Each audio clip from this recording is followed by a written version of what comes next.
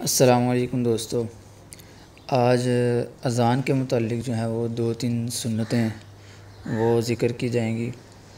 ان میں سے پہلے نمبر پر میں دوستو اذان کا جواب دینا ہے، یعنی جو کلمات مؤذن کہے وہی کلمات جو ہے وہ ساتھ ساتھ ہم بھی دہرائیں، مگر حی علی الصلاۃ اور حی علی الفلاح جو ہے ان کلمات کے وقت ہم نے لا حول ولا قوۃ الا باللہ یعنی حی علی الصلاۃ اور حی علی الفلاح کے جواب میں ہم نے لا حول ولا قوۃ الا باللہ کہنا ہے۔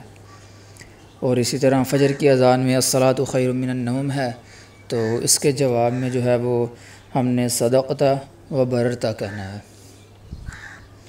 اور دوسرے نمبر پر میرے دوستو جب اذان ختم ہو جائے تو اس کے بعد دعائے وسیلہ پڑھنی ہے۔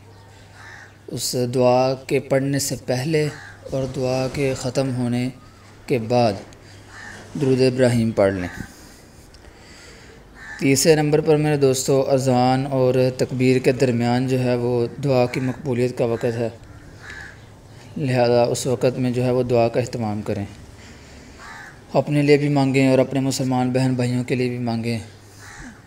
ابھی میرے دوستو فلسطین کے مسلمان ہیں، اسی طرح کشمیر کے مسلمان ہیں، ہم اپنے ان بہن بھائیوں کو بھی اپنی دعا میں یاد رکھیں۔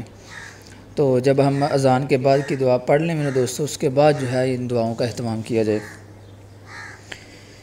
آگے میرے دوستو چوتھے نمبر پر فجر کے وقت جو ہے وہ 2 رکعت سنتیں ہیں، ان کا ثواب میرے دوستو دنیا اور ما فیہا سے بھی زیادہ ہے۔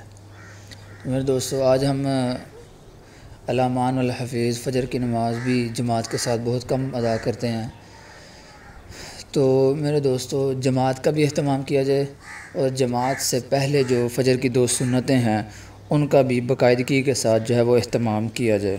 اللہ تعالیٰ عمل کی توفیق عطا فرمائے۔